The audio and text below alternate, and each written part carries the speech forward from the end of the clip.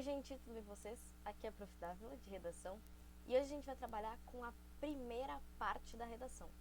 Lembrando que a gente já trabalhou um pouquinho sobre o que é a estrutura, em um vídeo que vai estar em algum canto aqui, e também a gente já deu uma olhadinha em como a prova da URGS vai analisar essa redação. Então, a organização do teu texto vai ser muito importante. E para isso a gente tem que começar do começo, pela introdução. O que é a introdução do teu texto? Ela nada mais é do que um resumo do que tu tá escrevendo, ou do que tu vai vir a escrever. Ela é como se fosse a sinopse para o leitor do que tu vai falar. Então, é muito importante que vocês entendam, quando estão fazendo uma redação, que é preciso que as informações que serão utilizadas estejam claras na introdução. Isso inclui não só o que está lá na proposta, como também o encaminhamento que tu decidiu sozinho que vai dar. Por que isso é importante, independente do gênero que vocês vão escrever? Isso não serve só para URGS, não serve só para Enem, isso serve também para provas como o Unicamp e o FPR, que pedem diversos tipos de texto. A introdução carrega o que a gente chama de projeto. Ela carrega o que vai vir a ser o teu texto. Logo, eu tiro a minha conclusão sobre as tuas opiniões ou sobre o encaminhamento que aquele texto tem no primeiro parágrafo. Vocês podem perceber que vocês fazem isso com qualquer coisa. Seja um texto ou uma thread do Twitter. Tu lê o primeiro tweet ali, tu já sabe para onde aquelas threads vão. Então tu sabe se tu quer continuar lendo ou não. Eu vou tirar as minhas informações da introdução para saber se a tua opinião me interessa de continuar lendo ou não. Se ela está bem organizada ou não. Se tu sabe sobre o que tu está falando ou não. Sim, a gente consegue tirar tudo isso da introdução. E é por isso que ela é basicamente uma das partes mais importantes da redação. O desenvolvimento ele é muito importante também, porque ele vai carregar o desenvolvimento da tua opinião. Porém, vocês precisam sempre pensar que a introdução é a base de tudo. Ela é o pilar que sustenta o resto da redação. Se o pilar está fraco, vem o prédio todo abaixo. O que a gente precisa que a tua introdução tenha? Uma apresentação do tema, as tuas opiniões e os segmentos obrigatórios. O que a proposta pediu, o tema que vai ser tratado, qual a tua opinião. Dessa forma, a gente precisa que vocês organizem o texto de vocês diante dessas três ilhas. Vocês precisam desses 3 pontos bem definidos. O que vai ser a tua ideia? O que vai ser o teu tema? O que vai ser a tua apresentação dessas ideias? Como tu vai unir tudo isso? Então a gente tem os tijolinhos e um cimento. Importantíssimo. Existem coisas que não pode acontecer na introdução. Você não pode deixar um tema aberto, umas ideias tipo talvez, vamos ver, eu preciso saber. Tu concorda? Tu discorda? O que tu tá falando? Para onde tu vai com essa frase? Para onde tu vai com esse tema? O que tu vai fazer com isso que eu te dei? Então, tem que contextualizar o que a prova pediu, a situação. Tem que me apresentar a tua opinião. Não deixa para o desenvolvimento. Deixa claro, logo na introdução, o que tu pensa sobre aquilo. E deixa claro na introdução o teu tema. É muito importante que a gente já saiba logo de cara que tu compreendeu a proposta por inteiro. Então, evitem coisas abertas na introdução. Evitem essas aberturas ou esse espaço para ambiguidade. Porque se isso já acontece logo na introdução, existe muito risco do resto do teu texto também ter pontas soltas. Nunca deem ponto sem nó na redação. Sempre começa a informação e encerra ela. Começa a informação e encerra ela. Fez uma pergunta, responde logo depois. Não deixem isso amplo, porque o corretor não tem a oportunidade de conversar com vocês para perguntar. Não é que nem uma correção de redação de um cursinho, que o corretor vai lá e te pergunta, tá, mas o que isso aqui quer dizer? O corretor não vai poder fazer isso na prova. Então, se a ideia ficou aberta, todo o teu texto também estará cheio de pontas soltas. Como eu disse antes, a introdução é a base de tudo. Então, o tema, a contextualização da situação e as tuas opiniões devem ser extremamente claras, para que o restante do texto tenha um encaminhamento claro. Fechado? Os processos da introdução. A gente normalmente separa eles com contexto, tema e tese. Ou seja, você vai me apresentar a situação primeiro, o contexto, se é uma resposta, se é um jornal, se é um texto de aula, se é um artigo científico. Contextualiza para mim. A situação é muito importante, a prova não colocou ela ali de graça. Vocês precisam apresentar o texto dentro do que foi pedido. E abrir a redação com esse contexto é importante para mostrar que vocês não só entendem esse processo, como vocês sabem realizá-lo. O tema. É importante demonstrar que vocês compreenderam o processo por completo. Não foi só escrever um texto em sala de aula, foi escrever um texto em sala de aula sobre a temática da liberdade. Fechado?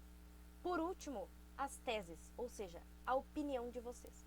Às vezes a prova dá um pedido específico, você concorda ou discorda, parcial ou completamente. Ou às vezes ela não diz isso, ela diz, coloque a sua opinião. Escreve pra mim, qual é a tua opinião? Diz, ó, eu concordo com isso, eu discordo disso, eu acho que. Não deixem para o desenvolvimento nenhum desses 3 passos. Apresentação da situação, o tema da redação e, principalmente, as tuas opiniões. Opinião vai ser desenvolvida no parágrafo 2 e 3. Ela não vai ser apresentada. A gente precisa saber o que tu pensa logo no começo da redação. O que são essas teses, esses processos de opinião?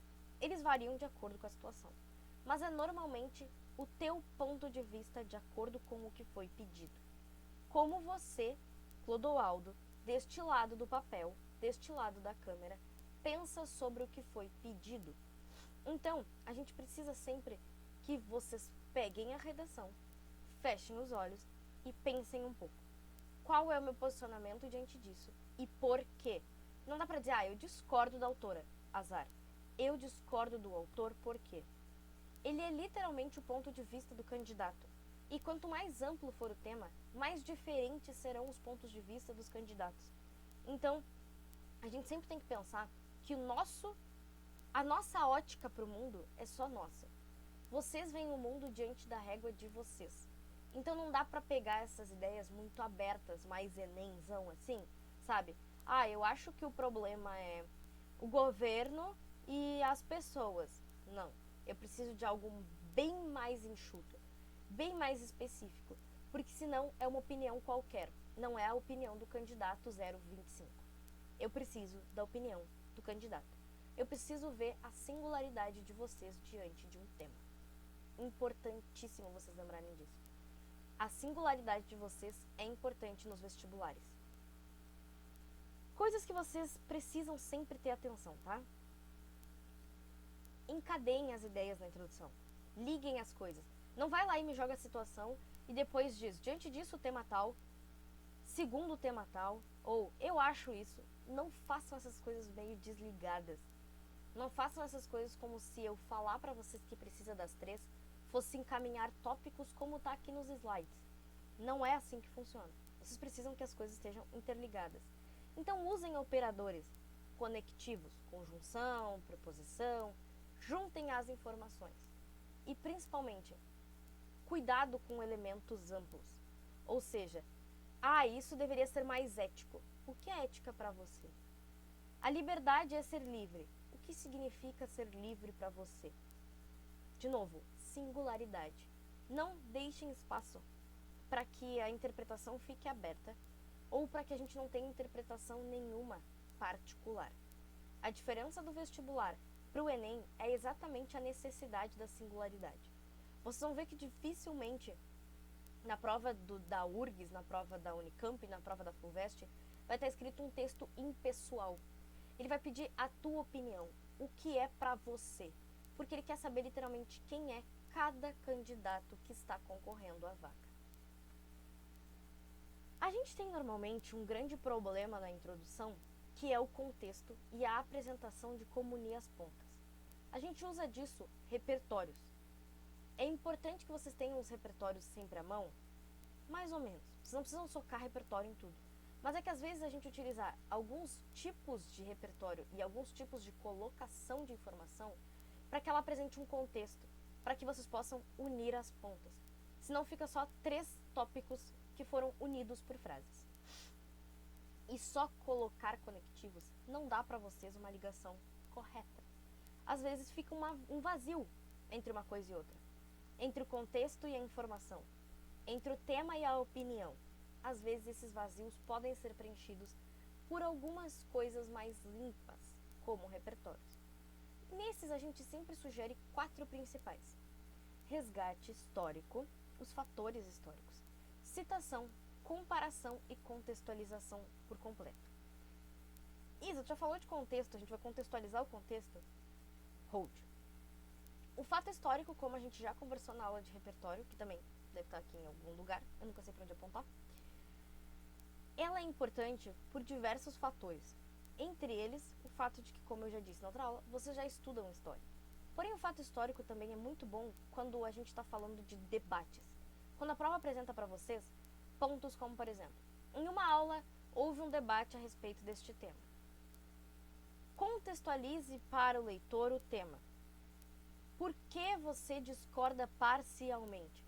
Você pode apresentar fatos históricos para mostrar como isso não funcionou ou funcionou anteriormente na história. Você pode usar os fatos históricos para explicar aonde a gente chegou nesse tema, devido a que este tema está ali em pauta.